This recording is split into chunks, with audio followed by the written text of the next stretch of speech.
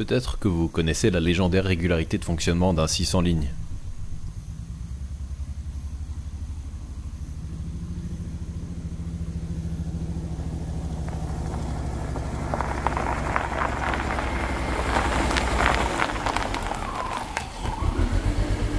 Il semblerait que cet exemplaire ait muté pour mieux se fondre dans la masse automobile moderne. Encore une BM, putain. Ah, laissez-moi tranquille. Non. Ça sert à rien de courir. Notre mission est de rétablir le cours normal des choses. Laissez-moi déjà vous montrer ce qui cloche. Encore une? Ouais, c'est que la 4ème E46 compacte. Non mais je vous promets que cette fois c'est différent. Enfin, tout n'est pas différent.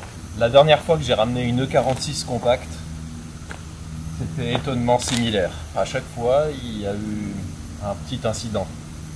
Bon, la fois précédente, il y avait quand même un peu plus de talent dans la petite retouche des carrosseries. Et cette fois-ci, c'est un peu plus modeste. Mais c'est pas mal. Donc oui, l'histoire est la même. La réception de la voiture, et à chaque fois, on me l'emplafonne. Ce qui fait que dans l'absolu, je ne l'ai pas payé cher, mais j'ai pas fait une très bonne affaire non plus. Mais je vous ai pas dit en quoi c'était différent cette fois-ci. Ouais. 6 cylindres. Enfin. Ouais, parce que les 316 TI que j'ai eu, évidemment, c'était les 4 cylindres 115 chevaux, le N42 basique. Donc voilà ma deuxième E46 en 6 cylindres, après la 330 CI E46 en boîte automatique, volant à droite. Ça a scandalisé beaucoup de monde, pas moi, donc c'est le principal. Je disais donc que c'était pas forcément une très bonne affaire cette voiture, malgré le prix relativement abordable. Donc si je me souviens bien, 2300 €, dûment négocié le soir même après un dernier essai qui a montré du bien et du moins bien. C'était une voiture suisse et elle emporte quelques traces, je pense, aux signes de corrosion en dessous d'une porte ou de l'aile avant droite bien pourrie. Donc voilà l'objet du prochain projet qui va remplacer la 605 dans le rôle de la voiture du quotidien, si on peut appeler ça comme ça. Parce que dans la vie du youtubeur moyen, j'ai pas vraiment de trajet quotidien, mais je vous propose de faire un petit tour du propriétaire. Cet exemplaire de 2002 n'est pas exactement dans un état collection. Je vous laisse apprécier les traces de sa dure vie de labeur.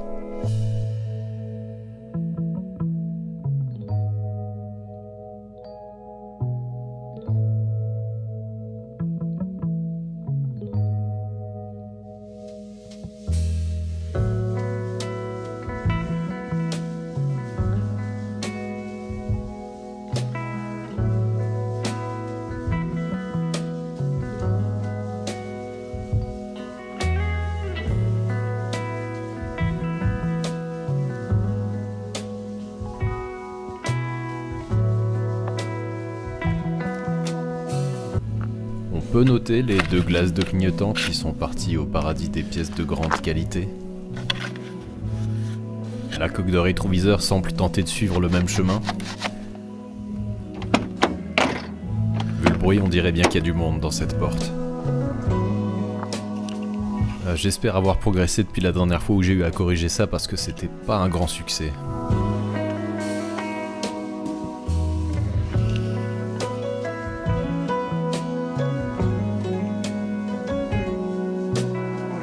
J'avais jamais vu ce type de kit éclater dans une E46. Je suppose que le son reste aussi pourri que dans les autres séries 3. Voilà l'objet d'une enquête qui va s'avérer très courte.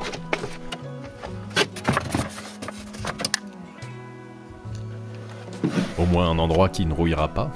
Maintenant on peut regarder sous le capot, mais sur le capot c'est intéressant aussi. C'est ni défoncé ni grêlé à la surface, mais il y a bien quelque chose qui va pas. Là-dessous au moins, pas de surprise visible. C'est un 600 lignes M54 B25, soit un 2,5 litres censé délivrer 192 chevaux. En ce moment, on est en effectif réduit, j'estime que la moitié est partie en congé maladie. Déjà en faisant ça, on peut sensiblement arranger les choses.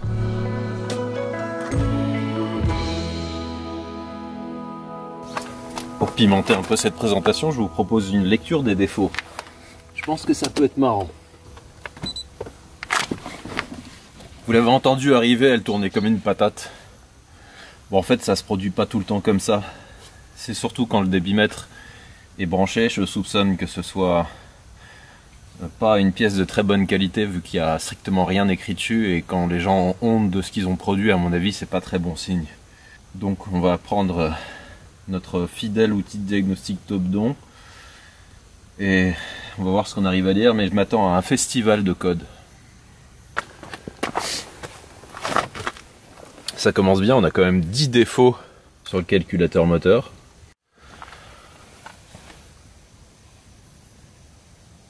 Il y a de quoi faire.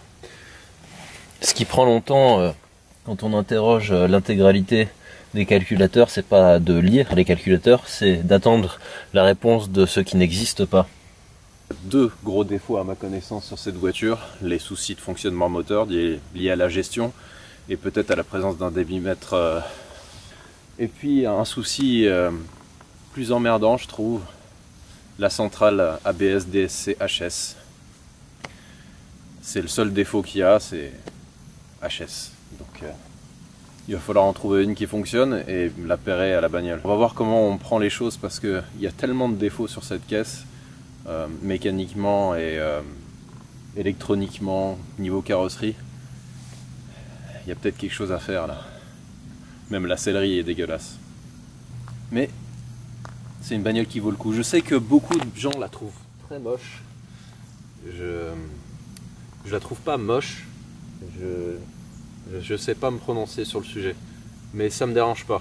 À la conduite par contre c'est une super caisse. Et puis celle-ci est pas jaune dégueulie au moins. Donc là on va démarrer, débitmètre débranché, donc elle tournera impeccablement sur 6 cylindres et puis on va rentrer pour commencer le travail.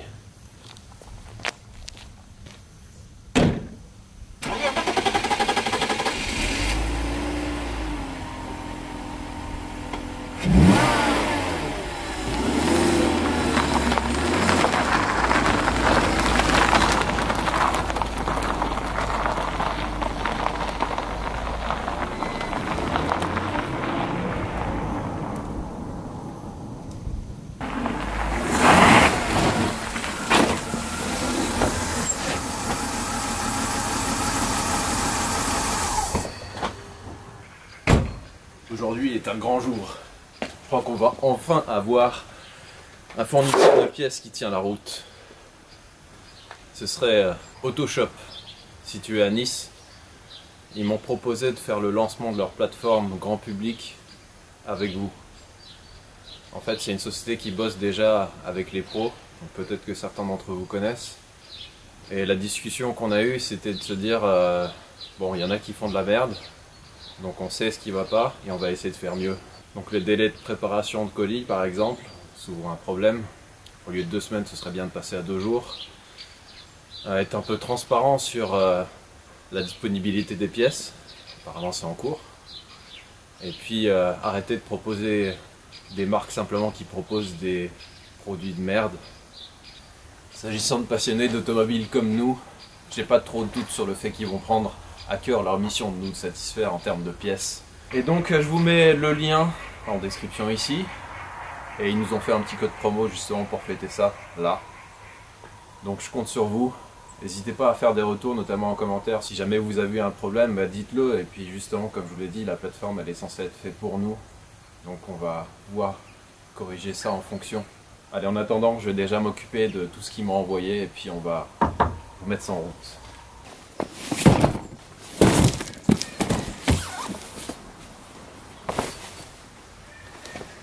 À ce moment, j'ai hésité à faire fortune dans le domaine des vidéos d'unboxing, mais bah, j'ai changé d'avis. Et là, c'est que sur la partie vraiment purement mécanique moteur, donc on en a pour un petit moment. On a sous les yeux le grand classique des pièces à remplacer si, comme moi, vous n'avez aucun historique avec la voiture.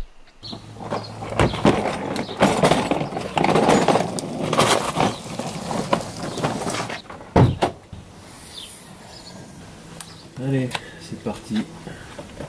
Alors le plan d'attaque est assez simple, je vais déposer le collecteur d'admission pour remplacer les pièces connues pour poser problème. Je vais aussi changer les pièces d'usure du système de refroidissement puisque ces 6 cylindres BM sont relativement sensibles aux surchauffes. Je vais en profiter pour monter des galets en rouleur et tendeur neuf et on finira le gros du boulot par le joint du support de filtre à huile qui est souvent la source de l'incontinence en huile de ces moteurs, entre autres.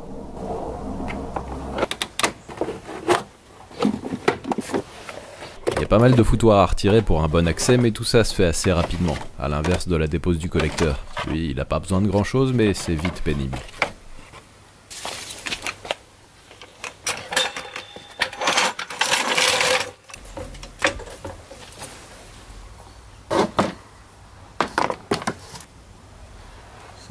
D'accord.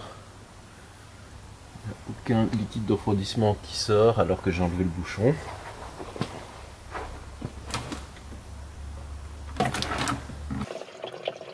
On dirait vraiment de l'eau.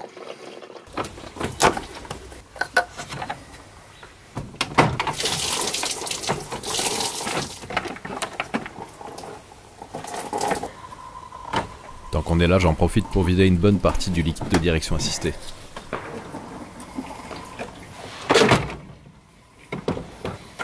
Autour des courroies d'accessoires pour pouvoir évaluer le degré d'urgence du remplacement des poulies.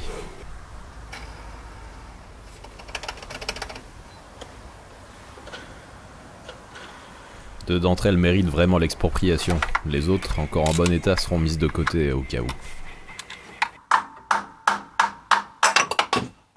J'aime beaucoup le gars qui a fait ce système d'extraction des pompes à eau. Il suffit d'utiliser les vis de la poulie, de les visser dedans et grâce à ça d'extraire la pompe. Pompe elle aussi en bon état apparent, mais vu la fragilité de ce type de turbine, au bout de quelques milliers de cycles de chauffe, il ne faut pas se priver de les extraire sauvagement.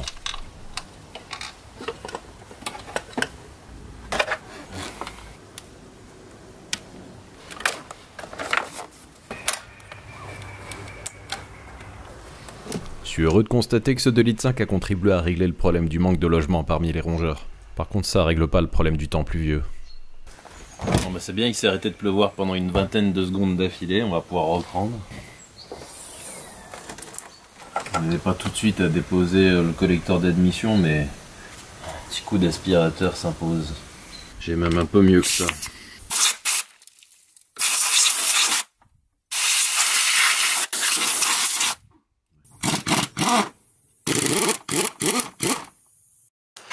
Classique. Bon comme il est déjà déchiré aux 3/4, je pense que on peut finir le travail. Même pas. Mais enfin, ouais, niveau étanchéité, c'est pas terrible.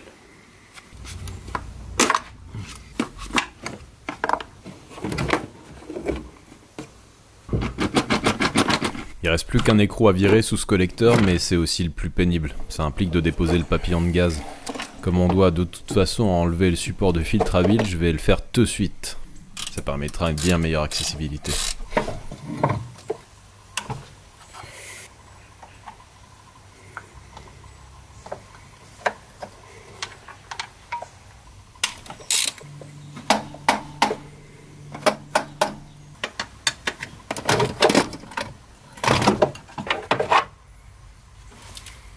Voilà, comme ça dégage un peu de place. On voit qu'il y a une sacrée fuite d'huile. Et logiquement, à cet endroit, c'est justement le support du filtre à huile qui devait fuir. Et pas qu'un peu. Donc c'est bien qu'on l'ait fait. Chez BMW, on a un gros souci avec les collecteurs d'admission. Il n'y a pas une seule de leurs bagnoles sur lesquelles j'ai bossé où j'ai dû enlever ça, où ça s'est passé normalement. C'est une plaie à chaque fois. Je suis très tenté de pas le remettre. Parce que sans ça, ça se fait beaucoup mieux. Il y a de quoi hésiter vu l'utilité de l'écrou.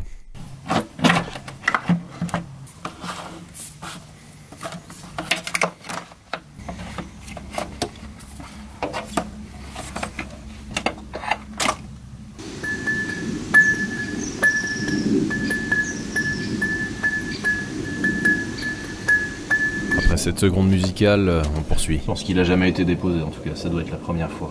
On va faire un peu de nettoyage, bien boucher les conduits d'huile là, ici aussi.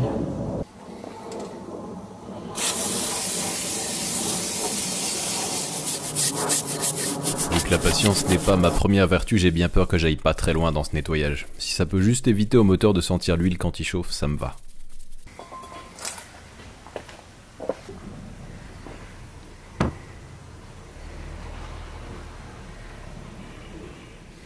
Il est arrivé un événement malheureux. J'espère qu'il en reste assez qui dépasse pour pouvoir s'en sortir.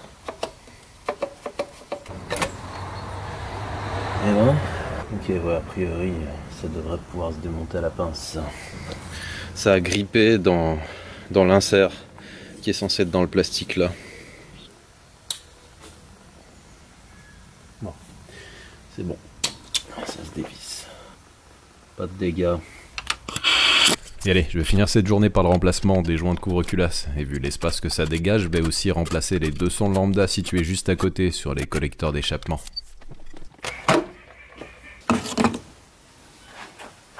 Ça, c'est un moteur qui a eu droit au super programme Long Life. Comprenez qu'il y a pas mal de résidus d'huile cramée là-dedans.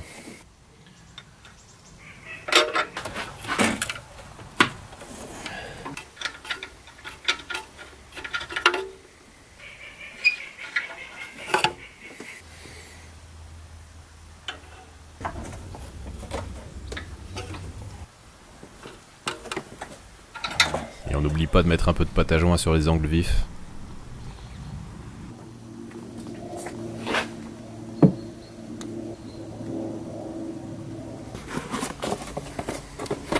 Il est déjà l'heure d'installer le thermostat et de rentrer prendre le premier repas de la journée. Je vous présente une des raisons pour lesquelles ce collecteur est pénible à démonter. Ces deux vis là. Et ben, quand le collecteur est en place, c'est absolument pas possible de les atteindre. Et celle-ci, quand il y a le papillon en place, c'est vraiment pas évident du tout. Donc ce que je pense qu'on va faire, c'est qu'on va pas remettre l'écrou qui correspond à... Voilà. Je sais qu'il y en a quelques-uns qui aiment bien démonter vraiment le minimum pour changer la vanne PCV et puis les diodes qui vont autour. Mais c'est pas une bonne idée du tout parce que il y a toujours d'autres trucs qui fuient et qui sont à remplacer et on les voit absolument pas sans l'avoir déposé intégralement. Donc en fait vous faites une économie de temps et encore c'est pas sûr ça marche pas. On bouche maintenant un orifice auquel il manquait un bouchon. Voilà, cette méthode là est bien plus sûre et elle durera beaucoup plus longtemps. Évidemment, les joints entre le collecteur et la culasse méritent d'être remplacés. Bon, on va s'occuper de la vanne d'Isa, ici, qui est chargée de optimiser le fonctionnement du collecteur d'admission. Pas de dégâts, on a toujours la goupille en place. Enfin, c'est ça qui craint vraiment sur cette pièce, c'est qu'elle est susceptible de tomber dans le collecteur d'admission et je vous fais pas un dessin, ça peut faire mal ensuite. Donc je me suis racheté de nouveau un kit de remplacement optimisé. Cette fois on repart sur des pièces en aluminium et le système de fixation est différent. En fait au lieu d'avoir une goupille, on a une vis filetée et là ça risque pas de se barrer.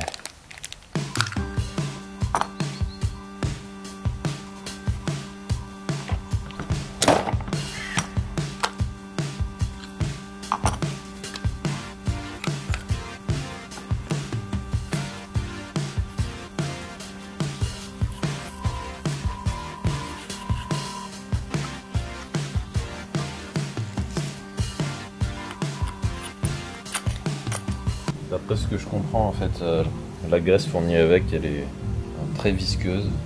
Elle est là juste pour empêcher que la vis se desserre toute seule. Après, ce serait pas très grave, elle viendra embuter ici. En fait, il n'y a rien de dramatique qui arrive dans ce cas-là. Parce qu'en fait, on peut pas la serrer très fort, celle-ci, sinon on bloque le mécanisme. Voilà, par exemple, là, c'est trop serré. Ouais, sinon ça va. En regardant bien, donc on a l'axe qui tourne autour de la vis et elle bouge plus, donc a priori ça devrait le faire. Pour tester le fonctionnement du système, je le ferme complètement. Alors ça pourra pas marcher aussi bien qu'en situation bien sûr. Et en lâchant, voilà, il doit rester au moins partiellement fermé. Et ça fonctionne. Il nous reste encore 2-3 trucs à remplacer sur ce collecteur avant de pouvoir le réinstaller, mais on y est presque.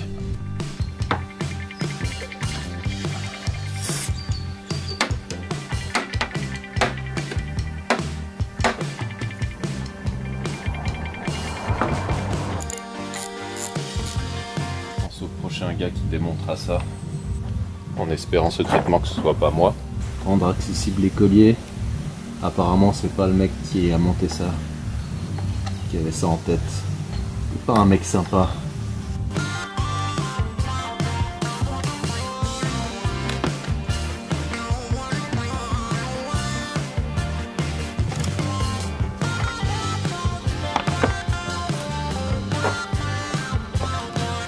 Je change maintenant les jointes de la rampe d'injecteur. Et un petit coup de nettoyage sur les emplacements de collecteur ne fera pas de mal. Dans le lot des pièces que j'avais à remplacer, il y avait également la sonde de niveau d'huile. Et pour ça, il faut enlever la plaque sous le moteur. Bon, celle-ci, je la remplace pas par hasard ni en préventif, c'est que j'ai vu que ça apparaissait en défaut au diag.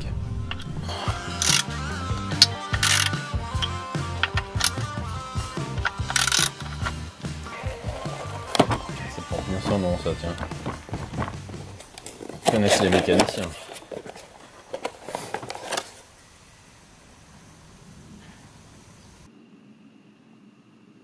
Côté collecteur, il me reste encore un set de pièces à remplacer, mais j'attends le facteur pour ça. Bon, j'ai reçu la pièce que j'avais oublié de commander. Ça fait un peu placement de produit là, non? Ouais. C'est important ça aussi sur un M54, tout le kit lié au PCV, donc au circuit de recyclage des vapeurs d'huile. Là-dedans on a tout. Et donc ça merde des fois la membrane à l'intérieur. Mais surtout tous les autres plastiques, ils finissent par cramer à l'intérieur du compartiment moteur.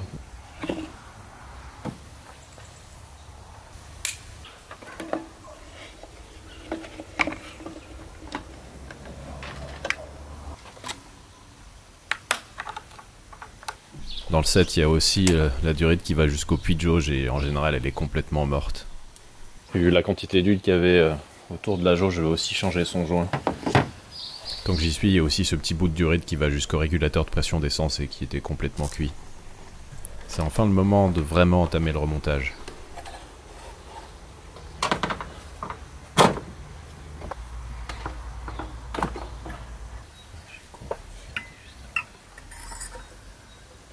Un petit peu de silicone.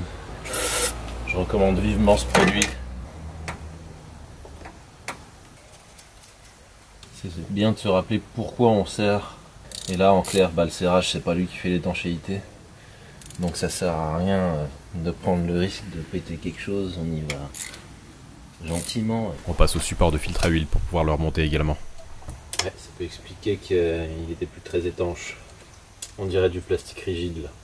Sur la 330 CI je l'avais pas fait parce qu'il avait déjà été remplacé, j'avais une facture.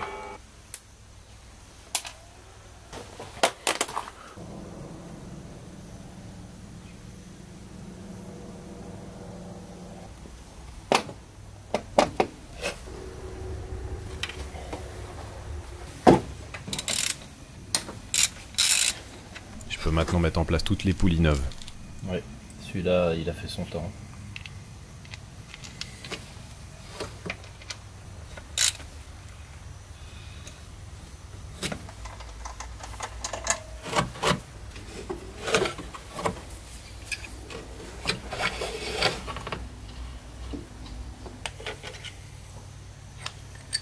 On mettra de côté. Là, on n'est plus très loin de pouvoir démarrer pour voir comment elle tourne maintenant.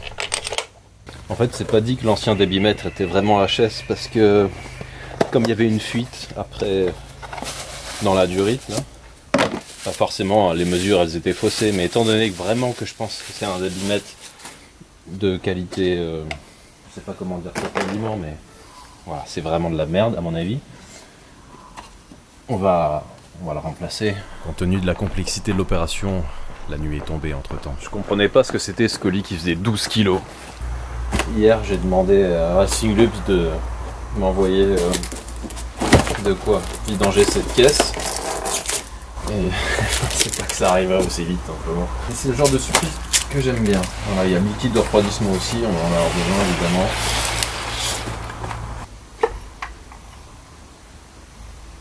T'as la gueule du filtre.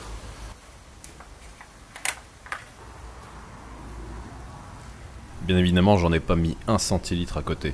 Plutôt 24. J'avais un doute sur les bobines parce qu'elles tournaient pas sur 6 cylindres sur certains démarrages. J'ai demandé 3 bobines neuves parce que j'étais sûr qu'il y en avait au moins 3 de bonnes encore. J'ai mesuré justement au multimètre et il y en a 3 qui sont à 0,6 ohms et 3 autres qui peuvent varier légèrement au-dessus, dont une à 0,8. On va mettre les neuves à l'arrière, comme ça, au cas où ce sera plus facile à remplacer. Et puisqu'on a vidangé le circuit de DA, on va remettre du neuf. J'ai évidemment rebranché les durites qui sont devant le radiateur là.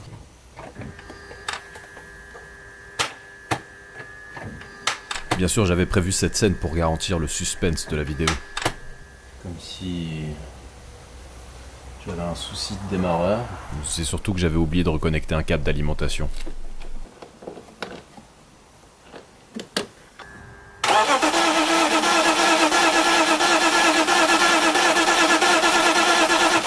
Bon, cette fois-ci c'est volontaire, j'ai pas rebranché les bobines, juste pour la faire tourner au démarreur.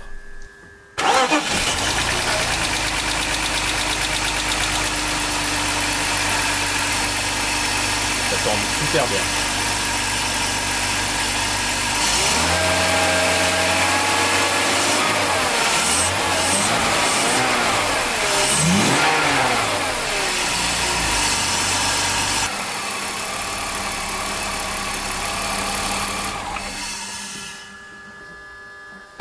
Je vais arrêter là pour cette nuit.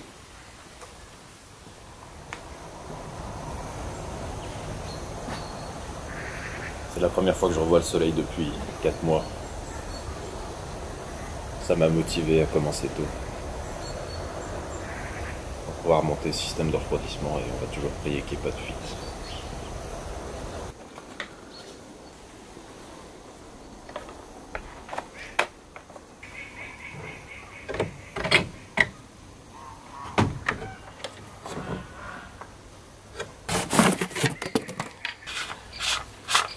Oui. En fait, la dernière fois, j'ai commandé cette même pièce sur un autre site qui finit par doc. Et c'était manifestement une contrefaçon. Ça avait beau être marqué Febi dessus. Il n'y a rien qui allait. Le capteur en bas se montait pas. Le bouchon se vissait pas.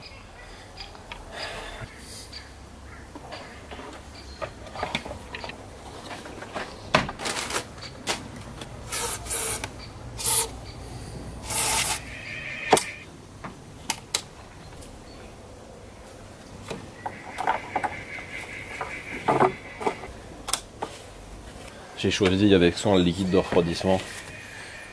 Donc j'en ai pris un sans eau.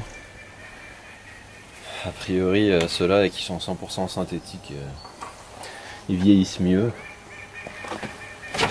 Et ils font beaucoup moins de dégâts dans le circuit. Bon bah maintenant on dirait plus de l'eau, on dirait de l'ATF. Les purges de liquide de refroidissement, j'ai tendance à pas vraiment aimer ça. Donc depuis le temps, j'ai développé une technique qui me permet d'accélérer le processus et surtout de le terminer à froid.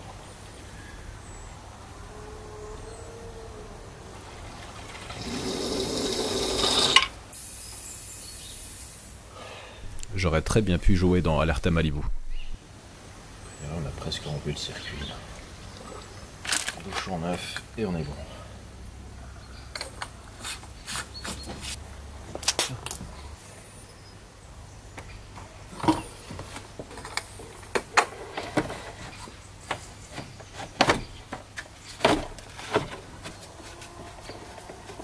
Ça va être sûrement la seule E46 avec ce machin en place. Moi-même, sur toutes les voitures que j'avais, il y était plus. A priori, ça sert à ne pas mettre de l'huile partout lorsqu'on en fait couler à côté de l'orifice.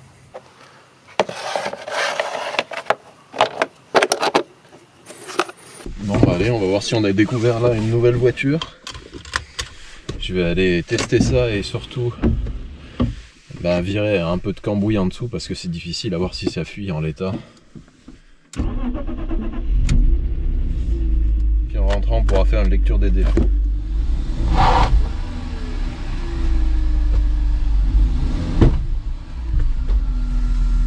Les freins ont tendance à coller, mais ça j'y peux pas grand chose. C'est à ça qu'on reconnaît un mec qui bricole des bagnoles dans son jardin. Je parle du fait que le cambouis il est pas que sur le moteur. Bon, pour l'instant je dois admettre que c'est un peu décevant. Elle a rien dans le sac. C'est bien pire qu'avant là. Plus de puissance. Fantastique. Bon, je crois que ça commence à aller mieux. C'est peut-être le fait que la voiture est tournée aussi longtemps sans un débitmètre qui fonctionne et puis sans un circuit d'admission étanche. Du coup les valeurs d'adaptation devaient être très mauvaises. J'ai changé les sons de lambda mais à mon avis c'était plus du préventif que du correctif là. Donc ouais, ça commence à être... Ouais, c'est bien. C'est plus convaincant qu'au départ.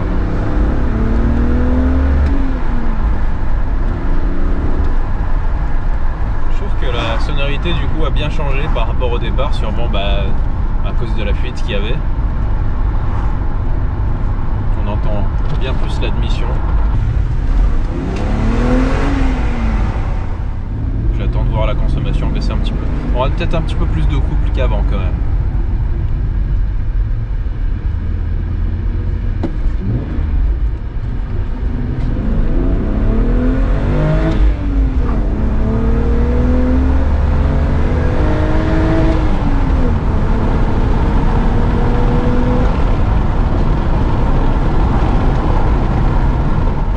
Bonne petite caisse, elle a juste ce qu'il faut.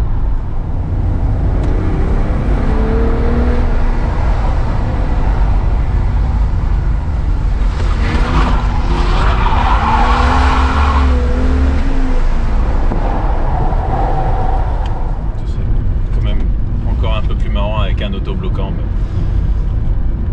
sur E46 c'est un peu la misère ça. À ma connaissance, à part sur les M3, il n'y a eu aucune E46 qui a eu droit à un autobloquant, même en option.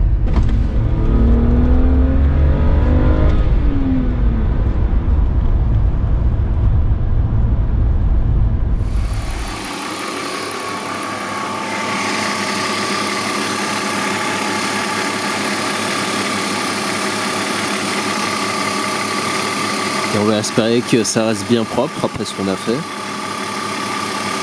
Et j'ai bon espoir.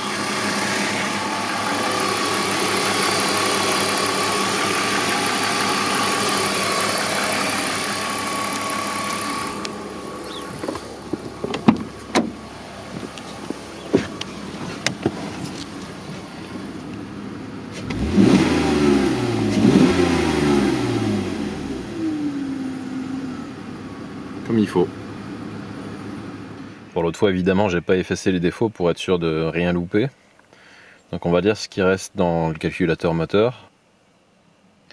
Donc on avait signal du débitmètre, raté cylindre 5, raté cylindre 4, une adaptation du banc 1, oui, bon évidemment, banc 2 aussi, ça c'est lié au son lambda, elles ne peuvent plus corriger autant que ce que le débitmètre lui indiquait au départ. Donc raté cylindre 6, raté cylindre 1, pareil sur 3. Donc, on avait tous les cylindres en raté et tout indiquait ici que du coup on avait un mauvais ratio entre l'air qui rentrait dans l'admission et puis celui qui était mesuré.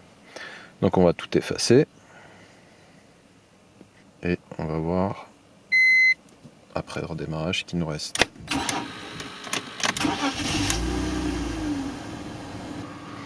Bon pour l'instant on n'a rien. On va lire les données en direct. On n'est pas sur des valeurs absolument parfaites, mais elles sont bonnes. Ça c'est bizarre. On va dire que c'est une mauvaise traduction. Entre les deux sûrement. Non mais ça a l'air pas mal.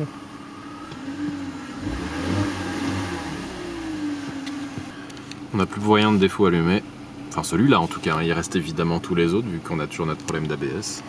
Ça viendra plus tard. Et 250 km plus loin, ça va toujours plutôt pas mal et on observe une conso encourageante.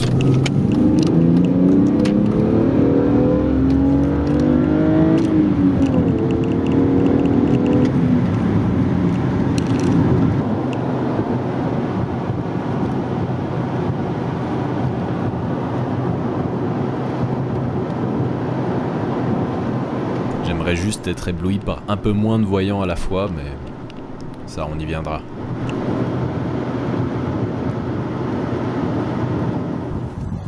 Bon ben voilà, elle tourne bien cette voiture maintenant. Est-ce que... Ouais. Elle est toujours pas au top niveau présentation. Donc là en fait il y a beaucoup de choses à remplacer quand même dessus pour qu'elle ressemble à quelque chose. L'idéal ce serait quand même de trouver une donneuse. Parce que en fait niveau carrosserie, vu la valeur de la bagnole, il passait des heures et des heures à redresser, à ressouder. Je suis pas sûr que ça vaille le coup. C'est pas très rare comme voiture encore. Il arrive même qu'on en trouve de la même couleur avec le même intérieur. Si j'arrivais à mettre la main là-dessus, ce serait un peu le jackpot niveau temps passé et résultat obtenu. Et puis on a toujours notre souci d'ABS DSC et ça m'empêche pour l'instant de passer un contrôle technique valide. Donc je suis toujours en contre-visite, mais il va falloir que je trouve une pompe. Et ça aussi éventuellement la solution pourrait venir d'une donneuse. Donc il va falloir chercher ici, ailleurs, et avec un peu de chance, on tombera sur la perle qu'il nous faut. En attendant, je vous dis à la prochaine en vous remerciant de me suivre encore une fois, malgré la redondance de ce sujet. Et je vous dis à bientôt avec celle-ci ou une autre. Ciao!